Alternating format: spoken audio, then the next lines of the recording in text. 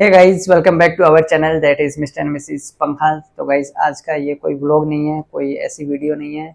मेरे को नहीं पता मेरे को इस वीडियो में क्या बोलना है, क्या बताना है। बस मेरे माइंड में था कि कुछ तो बातें करनी है, तो मैंने स्टार्ट कर दिया।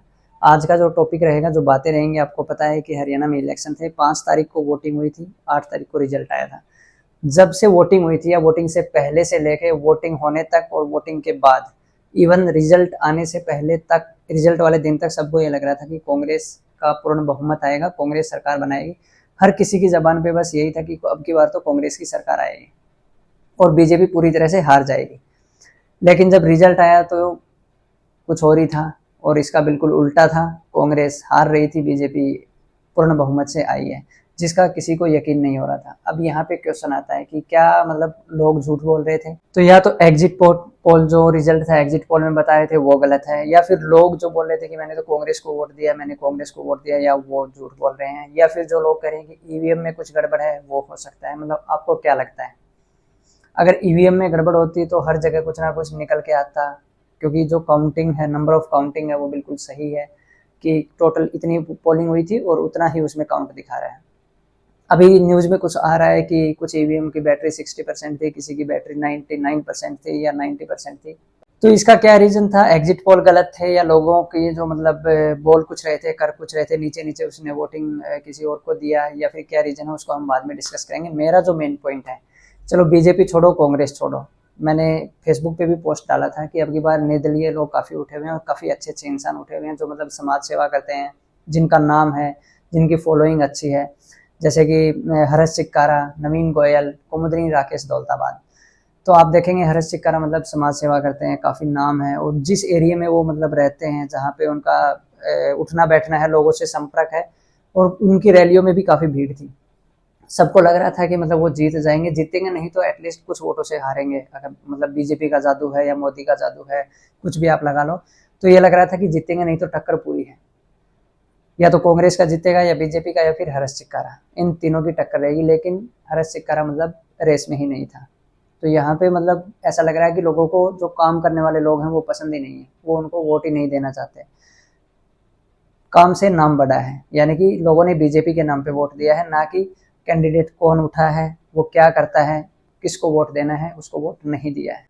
दूसरा, नवीन गोयल, आपको पता होगा गुड़गांव में कैनविन हॉस्पिटल जो कि वो रन करते हैं, कैनविन फाउंडेशन, जिसके अंडर हॉस्पिटल नहीं है, हॉस्पिटल के साथ साथ में वो एजुकेशन देते हैं, ट्रेनिंग देते हैं और काफ़ी कुछ मतलब जो सोशल एक्टिव। खैर, गुड़गांव के लोगों ने उनको वोट अच्छे दिए थे, एक मतलब पार्टी को छोड़ के, उन्होंने बीजेपी को छोड़ के इंडिपेंडेंट वो खड़े हुए और थोड़े से टाइम में उन्होंने मतलब लोगों से जुड़े, लोगों ने उनका अच्छा खासा साथ भी दिया, लेकिन फिर भी वो हार गए, और जो मार्जिन था जीतने का बीजेपी कैंडिडेट का वो ज़्यादा था। ऐसा नहीं है, वो भी अच्छे कैंडिडेट हैं, कैंडिडेट सभी अच्छे होते हैं, लेकिन मैं बात कर रहा हूँ जो निर्दलीय मतलब अपने दम पे जो खड़े हुए थे, अपने काम के दम पे जो खड़े हुए थे, जिनको ये लग रहा था कि भाई हाँ मैं समाज के लिए कुछ कर रहा हूँ तो समाज मेरे लिए कुछ करेगा, वो लोग हार गए। तीसरा, कुमुदनी राकेश दौलताबाद, आप सब जानते हैं राकेश दौलताबाद ने कितना काम किया है एमएलए बनने के बाद भी, और एमएलए बनने से पहले भी वो समाज सेवा करते रहे हैं, चाहे वो एम्बुलेंस हो, मेडिकल सर्विस हो, एजुकेशन के लिए कुछ हो, या फिर गर्ल्स के लिए बसीज का हो, गरीब लोगों की मदद करना, जो बूढ़े लोग हैं उनको पेंशन देना अपनी सैलरी से, अपने पास से, और भी बहुत से काम हैं जो मतलब उन्होंने किए हैं। और एमएलए बनने के बाद भी उन्होंने काफ़ी काम किए थे, जैसे कॉलोनी पक्की करवाना, जो 5600 एकड़ वाला काम था वो करवाना, इसके साथ में जो सबसे बड़ा हॉस्पिटल शीतला हॉस्पिटल नहीं हुआ है, तो काफ़ी काम किए थे। लेकिन उनको जो मतलब वोट मिले हैं वो ना के बराबर मिले हैं। ये तो उम्मीद ही नहीं थी कि मतलब इतने कम वोट कुमुदनी राकेश दौलताबाद को मिलेंगे।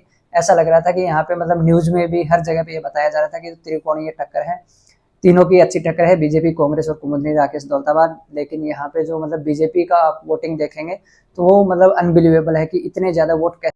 और भी काफी लोग हैं जो निर्दलीय मतलब खड़े हुए थे, इंडिपेंडेंटली जो अपने दम पे लड़ना चाह रहे थे, अपने काम के दम पे, मेरे को ध्यान नहीं है, लेकिन ये 3 सीट मतलब मैं स्टार्टिंग से देख रहा था। गुड़गांव में मैं रहता हूँ तो गुड़गांव बादशाहपुर बिल्कुल मेरे मतलब नज़दीक है, हर चीज़ का मेरे को पता था।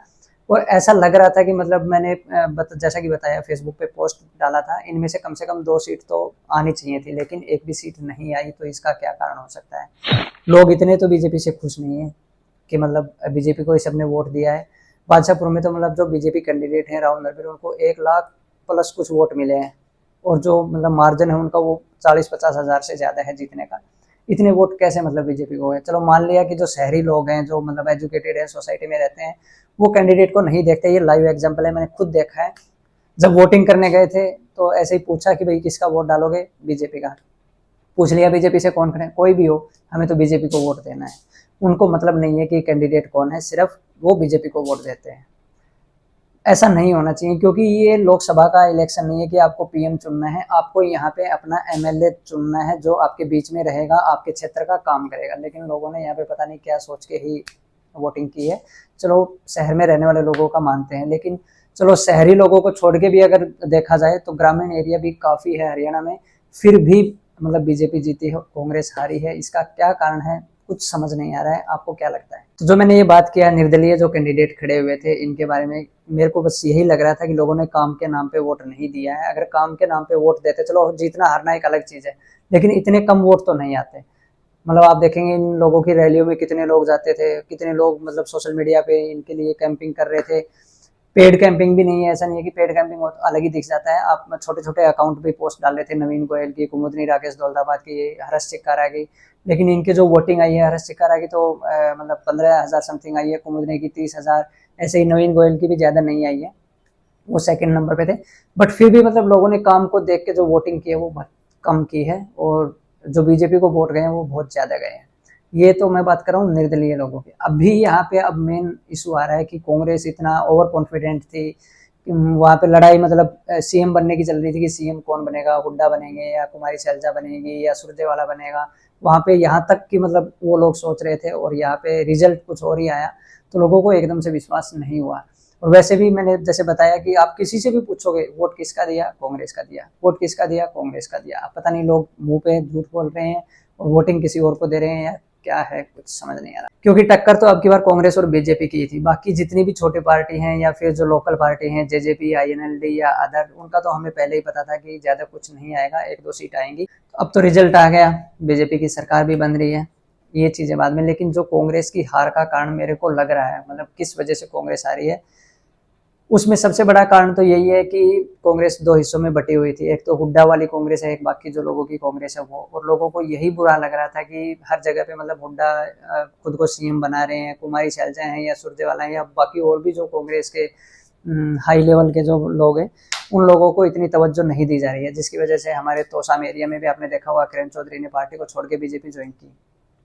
तो ये एक रीजन हो सकता है कि लोगों को लग रहा था भाई इस पार्टी का तो कोई माई बाप ही नहीं है, ये तो आपस में ही लड़के वो कर लेंगे, इससे अच्छा तो फिर बीजेपी को ही देते हैं, जो 10 साल से हरियाणा को चला रही है वो आगे भी चलाएगी। ये एक कारण हो सकता है।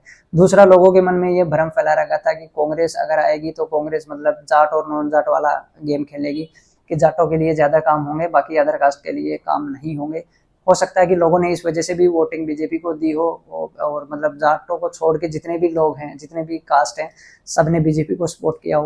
मतलब ये एक आइडिया है, मैं श्योर नहीं हूँ। ऐसा नहीं है कि बाकी लोगों ने भी कांग्रेस को दिया हुआ, तभी तो कांग्रेस की भी इतनी 35-36 सीट आई है। एक जो सबसे ज्यादा वायरल हो रहा था कि कांग्रेस के लोग खुद ही ये बोल रहे थे हमारी सरकार आएगी तो बस पैसा दो और नौकरी लो, पैसा दो और नौकरी लो। तो लोगों के मन में ये था कि भाई पैसे वाला तो लग जाएगा और हम रह जाएंगे, इस वजह से भी वोट कटे हैं। तो ये जो रीजन मतलब मेरे को लग रहा है कि बीजेपी को एक तो शहरी लोगों में, जो शहर के लोग हैं जो मतलब सिटी में रहते हैं, उन्होंने सपोर्ट किया है। दूसरा, जो जाट नॉन जाट वाला इस किस्सा मैंने बताया, ये भी हो सकता है। तीसरा, जो लोगों के मन में डर था कि भाई जिसके पास पैसा है वही नौकरी लगेगा, बाकी लोग बैठे रह जाएंगे, ये एक कारण हो सकता है। एक जो रीजन मैंने आपको बताया वही कि सीएम की जो रेस में सब शामिल होना चाह रहे थे, उधर से हुड्डा, उधर से कुमारी शैलजा और सुरजेवाला और बाकी के जो भी कांग्रेस के कैंडिडेट हैं, सबको ये लग रहा था कि मैं सीएम बनूं, मैं सीएम बनूं। और सबको पता था कि कांग्रेस आएगी तो सीएम भूपेंद्र सिंह हुड्डा ही होंगे, ये मतलब क्लियर हो चुका था। और कांग्रेस हारने के बाद मतलब सबसे बड़ा जो झटका लगा होगा वो शायद भूपेंद्र सिंह हुड्डा को ही लगा होगा कि मतलब क्या ही सोच रहे थे और क्या ही हो गया। अब लोग दोष दे रहे हैं, कभी ईवीएम को दे रहे हैं, कभी किसी चीज को। बट मेरे को ऐसा लग रहा है कि ईवीएम में गड़बड़ नहीं हो सकती है, क्योंकि अगर ऐसा कुछ होता तो जम्मू एंड कश्मीर में भी बीजेपी आती, या लोकसभा इलेक्शन में थे उनमें भी बीजेपी पूरी सीट लेती हरियाणा से, वहाँ पे 50-50 क्यों आए। ईवीएम का तो नहीं हो सकता है। अब लोगों के ऊपर है, लोगों ने किस हिसाब से वोट दिया है, क्योंकि वोटिंग भी बहुत कम हुई है। आपको पता होगा हरियाणा में इस बार 57% समथिंग वोटिंग हुई है। अब जिन्होंने वोट नहीं दिया वो तो कुछ कह नहीं सकते, और जिन्होंने वोट दिया उनके वोट डिवाइड हो गए बीजेपी, कांग्रेस और बाकी के लोगों में। तो ये एक रीजन हो सकता है कि कम वोटिंग की वजह से भी बीजेपी को फायदा हुआ है। बाकी इस इलेक्शन से एक चीज सीखने वाली है, ओवर कॉन्फिडेंट नहीं होना चाहिए, एग्जिट पोल पे विश्वास नहीं करना चाहिए। एग्जिट पोल लास्ट 2-3 इलेक्शन से, चाहे वो हरियाणा का हो या बाकी स्टेट का हो, वो हर बार गलत ही साबित हो रहा है। अब ऐसा क्यों हो रहा है पता नहीं। पहले एग्जिट पोल मतलब नियर बाय होते थे, अब तो रिजल्ट ही उसका उल्टा होता है। एग्जिट पोल में कुछ दिखाते हैं, मिलता कुछ और ही है। तो एग्जिट पोल पे विश्वास नहीं करना है, ओवर कॉन्फिडेंट नहीं रहना है जब तक रिजल्ट ना आ जाए, क्योंकि काफ़ी ऐसे कैंडिडेट है जो मतलब 30 वोटों से, 200 वोटों से, 500 वोटों से जीते हैं, उनकी तो खुशी का ठिकाना ही नहीं होगा। बाकी ये बड़ा शॉकिंग था कि मतलब सोच कुछ रहे थे, रिजल्ट कुछ और रहा।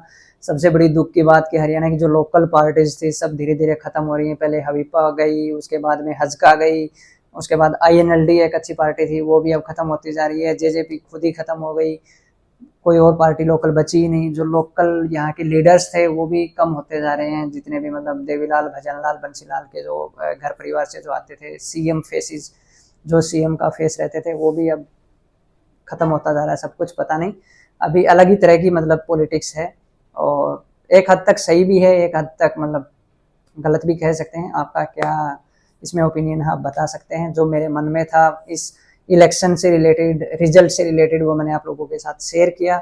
इसमें कुछ आपको गलत लगा वो आप बता सकते हैं, सही लगा वो आप बता सकते हैं। तो ये हरियाणा में पहली बार हुआ है कि किसी पार्टी की कंटिन्यू तीसरी बार सरकार बनी है। 3 योजना, एक ही सरकार रहेगी, एक ही पार्टी रहेगी। मतलब अब देखते हैं आगे क्या होगा। EVM की गलती है, सरकार की गलती है, लोगों की गलती है, बीजेपी क्या कुछ करेगी क्या नहीं करेगी, वो सब देखने लायक होगा। बस इतना ही। वीडियो को कितना भी बढ़ा लो, कितने भी इशूज उठा लो, सब रहेंगे, सबके अलग अलग ओपिनियन रहेंगे। 2 लोग हैं, दोनों का भी मतलब थिंकिंग अलग रहता है। घर में पहले क्या रहता था कि मतलब एक परिवार, एक गांव एक ही पार्टी को वोट देता था, एक ही इंसान को वोट देता था। आजकल ऐसा है, एक ही घर में अगर 5 लोग हैं तो पांचों अलग अलग जगह पे वोटिंग कर रहे हैं।